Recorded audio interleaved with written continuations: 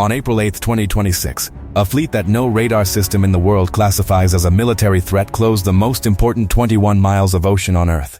There were no destroyers, no frigates, no submarines.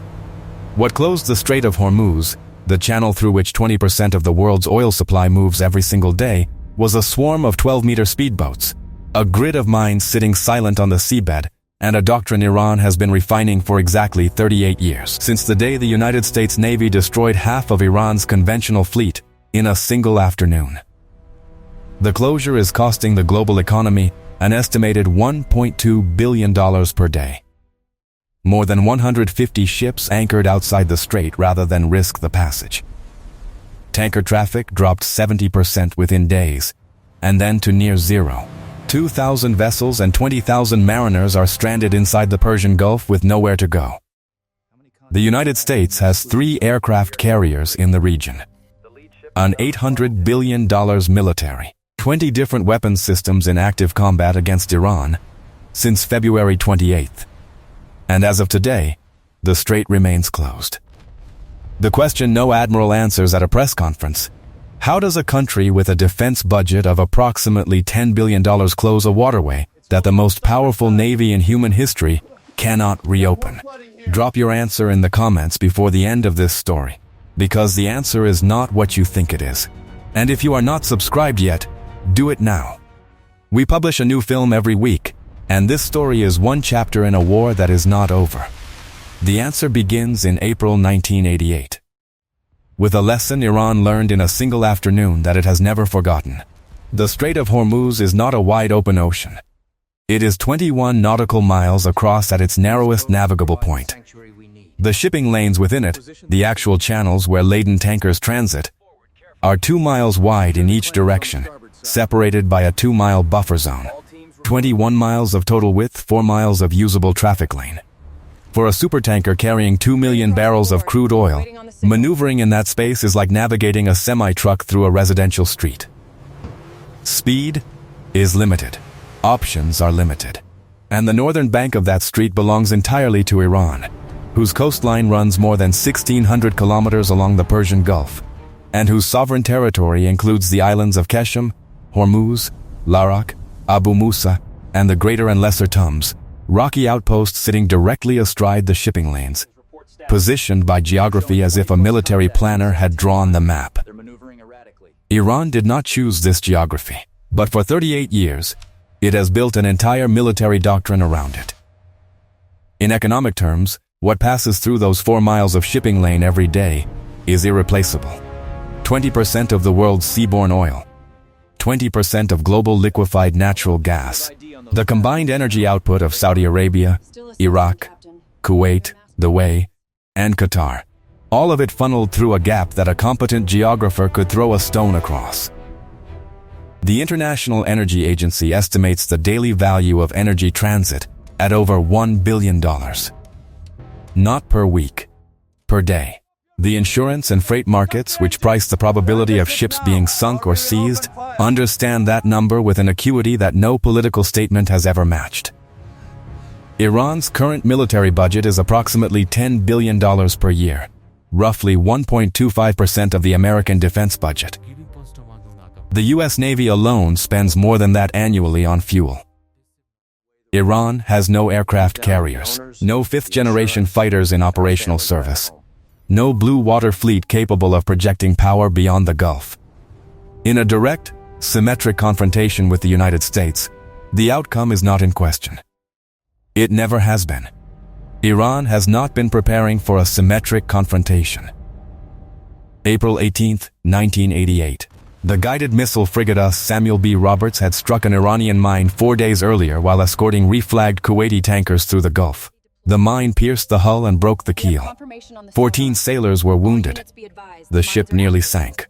The American response was Operation Praying Mantis, the largest U.S. surface naval battle since World War II, compressed into a single day. U.S. forces destroyed 2 Iranian oil platforms being used as forward command posts, sank the frigate Sahand, crippled the frigate Sabalan, and destroyed 3 Iranian speedboats. In one afternoon, the United States eliminated roughly half of Iran's operational naval combat power. The lesson Tehran drew from that afternoon was not that it needed a bigger navy. The lesson was that it must never again fight a navy. The Irq Navy, the Islamic Revolutionary Guard Corps Navy, distinct from Iran's conventional fleet, is not organized to win a naval battle. It is organized to make a naval battle impossible to fight on conventional terms. Jane's Defense describes the Irgun as the modern world's most prominent practitioner of fast inshore attack craft tactics, what military analysts call FIAC doctrine. Instead of frigates, the Irgic Navy operates more than 1,000 small fast attack boats, vessels between 10 and 20 meters long, capable of speeds up to 70 knots, faster than anything a destroyer can put in the water, armed with rocket-propelled grenades, heavy machine guns, and in some configurations, anti-ship missiles. Their radar cross-section is so small that the detection systems on Arleigh Burke-class destroyers, ships designed to defend against supersonic missiles, struggle to distinguish a swarm of fast boats from wave clutter at close range. The doctrine those boats execute is called dispersed swarming.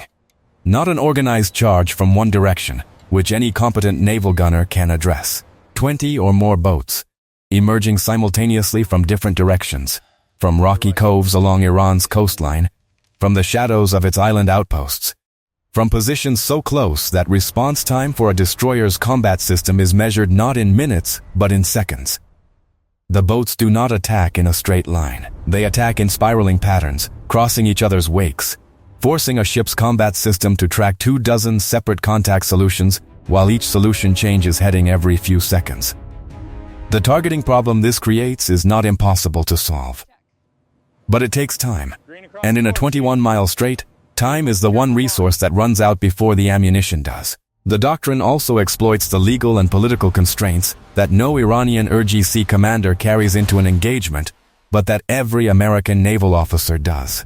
A U.S. destroyer captain in the Strait of Hormuz in 2026 is making targeting decisions under rules of engagement that require positive identification of hostile intent before firing. In a waterway containing Iranian fishing boats, commercial vessels, and civilian traffic alongside Irq fast attack craft that, until they launch a weapon, look identical to everything else on the water. Iran has spent decades deliberately blurring that line. The Irgun boats that approach commercial ships in the strait do not always attack. Sometimes they circle. Sometimes they board. Sometimes they stop the vessel and demand papers. The purpose is not always violence. It is the creation of a threat environment that cannot be resolved by superior firepower alone. Because firepower requires a target that has unambiguously declared itself. The swarm does not need to sink a destroyer. It needs to make every tanker captain in the world decide the transit is not worth the risk. And tanker captains, unlike naval officers, have no rules of engagement. They have insurance policies. They have owners. They have families at a port somewhere. The Irq boats did not need to sink a single commercial vessel to close the strait. They needed to sink enough, or threaten convincingly enough, that the calculation tilted. It tilted in days. But the boats are not even the most important weapon. The most important weapon cannot be seen at all. Iran began laying naval mines in the strait in early March 2026, within days of the opening strikes of Operation Epic Fury. U.S. military intelligence reported the mine-laying operation within hours of it beginning. Trump demanded Iran remove the mines immediately. U.S. forces destroyed 16 Iranian mine layers in subsequent strikes. None of that moved the mines already placed. The Pentagon briefed the House Armed Services Committee that clearing the strait to the standard required for commercial shipping confidence would take approximately 6 months. The mine Iran plants in the Strait of Hormuz is not the spiky sphere floating on the surface from old war films. The devices deployed in 2026 are moored influence mines, neutrally buoyant, anchored to the seabed by a cable, floating below the surface at a depth calibrated to the draft of a laden supertanker.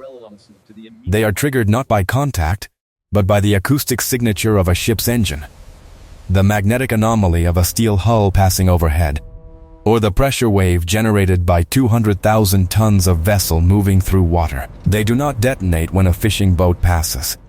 They are designed specifically for what Iran wants to threaten. A laden oil tanker, fully loaded, headed outbound. The person who has to deal with that mine is not an admiral in a command center. It is a minesweeper sailor, in a 1,300-ton vessel, moving at 14 knots through water that may or may not contain additional mines, using sonar and remotely operated vehicles to find and neutralize a weapon designed not to be found. The minesweeper has no armor. It has a fiberglass hull, deliberately non-magnetic so as not to trigger the mines it is hunting. The sailor in that hull knows exactly what happens if the sonar misses one. This is the mine's strategic function, and it has almost nothing to do with physics. A mine that sinks a supertanker is a catastrophe. A mine that might be sitting somewhere in a 21-mile strait achieves a comparable effect at zero additional cost. The mine does not need to detonate. It needs to be believed to exist. Iran combined physical mine laying with electronic warfare, satellite signal spoofing, and GPS jamming that makes navigation in the strait significantly more hazardous, even for vessels that trust the water around them. When a ship's navigation system says one position, and the physical world is somewhere else, the margin for safe transit through a 2-mile shipping lane disappears. Insurance underwriters, who price probability of loss rather than probability of success, understood this before any Navy admiral said it publicly. Within days of the mine reports, war risk premiums for Strait of Hormuz transit had increased by factors that made the voyage economically unviable for most operators. The closure of the strait was not declared by Iran. It was priced by the insurance market. An Iranian air commander, Mohammad Javad Ghalibaf, said the quiet part out loud. "We have not destroyed the enemy. They still possess money and weapons, but strategically, they have been defeated in the face of us." He was not boasting about military victory. He was describing economic geometry. The strait costs Iran almost nothing to hold. It costs everyone else $1.2 billion per day to not use. The American response reveals how well Iran understood the problem it was creating. Reopening a mine strait is not an airstrike. It is not a carrier battle group operation.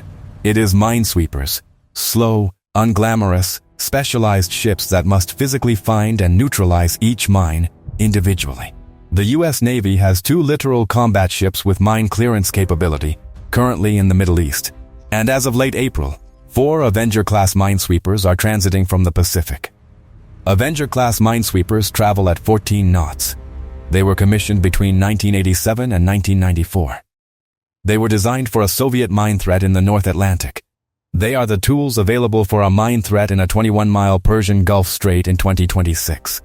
Because the United States Navy, which has spent $800 billion on defense in the current fiscal period, has 8 Avenger-class minesweepers in total, and they were in the wrong ocean.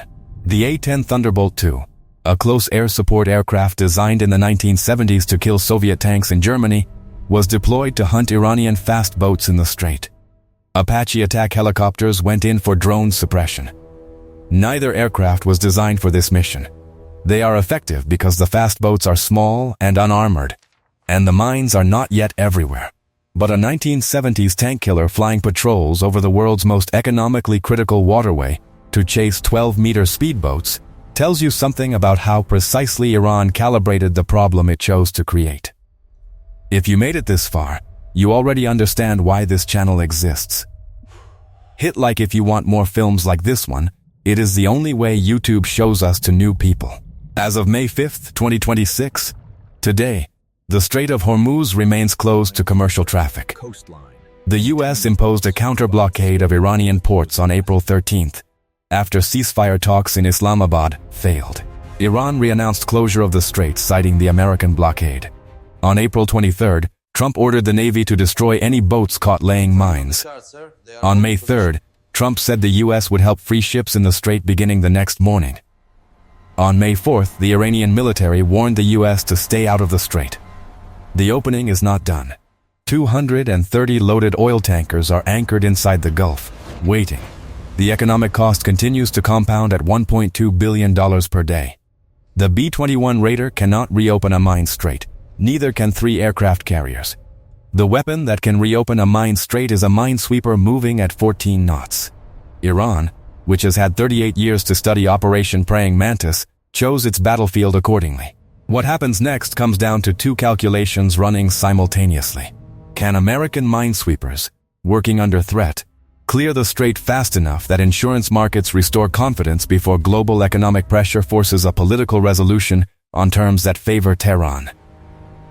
And can Iran sustain mine-laying operations and fast boat harassment faster than American forces can destroy the assets conducting them? Trump's April 23 order to destroy mine-laying boats on site addresses the second question directly. The minesweeper problem operates on its own slower timeline. There is a third program worth watching. The Navy has been accelerating development of autonomous underwater vehicles designed specifically for mine detection and neutralization. Unmanned systems that can clear a lane without putting a crew in a minesweeper within range of Iranian coastal missiles. The budget allocated to the Naval Mine Warfare Program in the FY 2026 Reconciliation Bill was increased substantially, though the exact figure is classified. The technology exists in prototype form. The Khanifa Fish UV and the AX-20 sonar system on remotely operated sleds can search large areas faster than a crewed vessel.